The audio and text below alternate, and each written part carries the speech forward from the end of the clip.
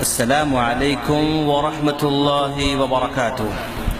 سامعین، آج میں شب برات کے تعلق سے کچھ حقیقتیں بیان کرنا چاہتا ہوں۔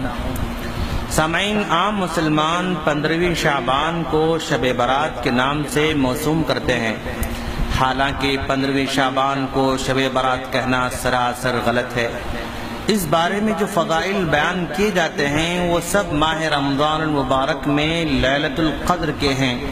اس رات کے بارے میں عقیدہ رکھتے ہیں کہ سال بھر میں جتنے آدمی مرتے ہیں اور پیدا ہوتے ہیں اس رات میں لکھے جاتے ہیں۔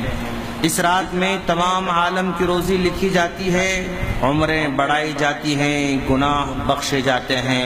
اسی لیے لوگ اس رات کو جشن منعقد کرتے ہیں، رات بھر جاگتے ہیں، خاص قسم کی نماز پڑھتے ہیں، اور اس نماز کی فضیلت میں ایک موضوع و من گھڑت حدیث بیان کرتے ہیں جس کو صاحب کشاف علامہ زمخشری رحمہ اللہ نے بغیر کسی سند اور حوالے کے نقل کیا ہے کہ اللہ کے رسول صلی اللہ علیہ وسلم نے فرمایا، جو شخص 15ویں شعبان کی رات میں 100 رکعتیں پڑھتا ہے اللہ تعالیٰ اس کی طرف 100 فرشتے بھیجتا ہے۔ 30 فرشتے اسے جنت کی خوشخبری سناتے ہیں، 30 فرشتے اسے عذاب دوزخ سے بچاتے ہیں، اور 30 فرشتے اسے دنیاوی بلاؤں سے دور رکھتے ہیں، اور 10 فرشتوں سے شیطان کے مکر و فریب سے محفوظ رکھا جاتا ہے۔ غور کرنے کی بات ہے کہ اگر اس رات کی اور اس رات میں پڑھی جانے والی نماز کی کوئی فضیلت و اہمیت ہوتی تو نبی کریم صلی اللہ علیہ وسلم اپنی نبوت و رسالت کی 23 سالہ حیات مبارکہ میں ضرور اس رات کا اہتمام کرتے اور ایک خاص نماز پڑھتے، اور ضرور اپنے ساتھیوں کو حکم دیتے جو ثواب حاصل کرنے میں نبی کریم صلی اللہ علیہ وسلم کا طریقہ اپنانے میں انتہائی حریص تھے۔ مگر آپ نے ایسا نہیں کیا، تو پھر جو چیز نبی کریم صلی اللہ علیہ وسلم، خلفائے راشدین اور صحابہ کرام تابعین سے ثابت نہ ہو وہ بدعت ہی ہو سکتی ہے، خیر کا کام نہیں ہو سکتا ہے۔ دوستو، اس رات میں ایک عقیدہ یہ بھی رکھا جاتا ہے کہ مردوں کی روحوں کی آمد کا عقیدہ۔ ہمارے مسلمان بھائی عقیدہ رکھتے ہیں کہ 15ویں شعبان کی رات مردوں کی روحیں اپنے گھروں پر آتی ہیں، اس لیے گھروں کی دھلائی اور صفائی کر اگربتیاں سلگائے جاتے ہیں، موم بتیاں جلاتے ہیں، مردوں کے من پسند کھانے پکاتے ہیں۔ حالانکہ روحوں کے اس دنیا میں آنے کے بارے میں اللہ تبارک و تعالیٰ کا فرمان ہے، وَمِن وَرَائِهِمْ بَرْزَخٌ إِلَى يَوْمِ يُبْعَثُونَ، کہ وہ مرنے کے بعد ایسے عالم برزخ میں ہیں جہاں پلٹ کر قیامت تک نہیں آ سکتے۔ لہذا یہ عقیدہ رکھنا کہ مردوں کی روحیں اپنے گھروں میں آتی ہیں مذکورہ آیت سے بالکل تضاد ہے اور متصادم ہے۔ نیز فقہا کا قول بھی ہے کہ بزرگوں کی روحوں کو حاضر و نادر سمجھنے والا کافر ہے، مگر پھر بھی ہمارے بھائی بڑے جرأت اور دلیری کے ساتھ قرآن مجید کی ان آیتوں کو جس میں روح کے اترنے کا ذکر ہے بطور دلیل پیش کرتے ہیں کہ اس سے مراد مردوں کی روحیں ہیں، حالانکہ ان آیتوں میں روح سے مراد حضرت جبرائیل علیہ السلام ہیں اور وہ لیلۃ القدر میں نازل ہوتے ہیں۔ اور اسی طرح اس 15ویں شعبان کے تعلق سے ہمارے معاشرے میں سوسائٹی میں زیارت قبور کا بھی عقیدہ ہے۔ شب برات کا ایک بڑا حصہ بلکہ اس کی ایک بڑی بدعت قبرستان کی زیارت بھی ہے۔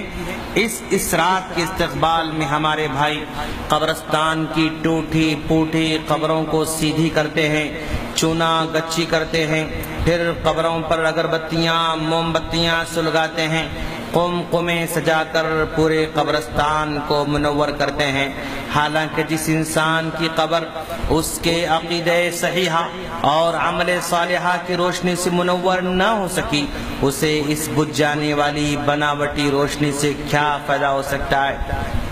تو اس رات لوگ خاص طور پر قبرستان جاتے ہیں، جبکہ نبی کریم صلی اللہ علیہ وسلم کا اس رات قبرستان جانا کسی صحیح روایت سے ثابت نہیں ہے۔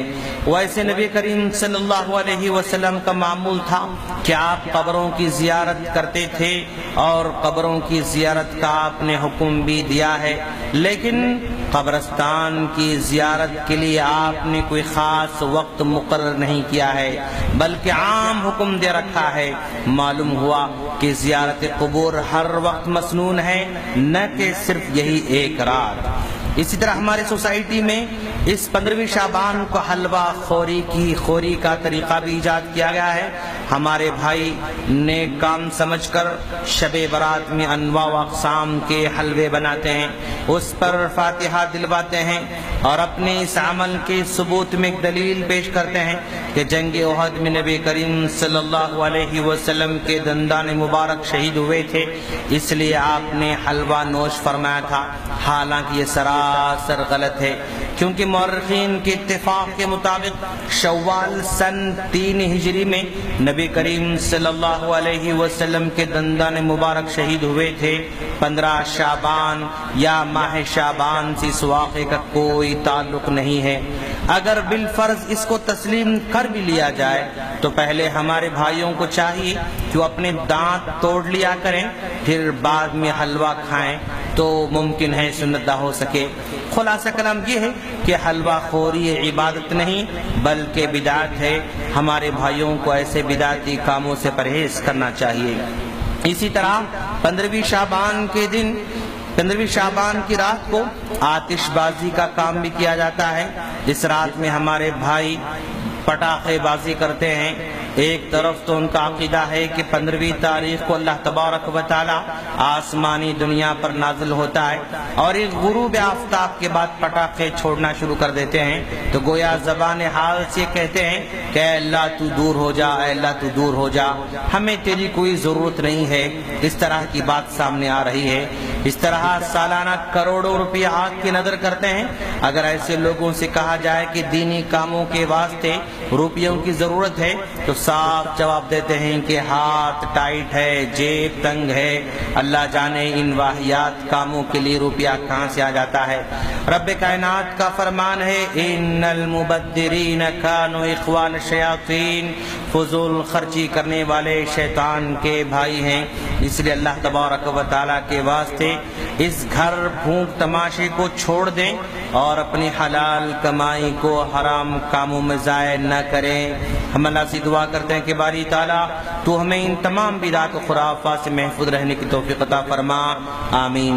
سامعین، اگر آپ کو ہماری آڈیوز ڈائریکٹ چاہیے تو ہمارے اس نمبر پر ریکویسٹ بھیجیں 009193913839 السلام علیکم ورحمۃ اللہ وبرکاتہ۔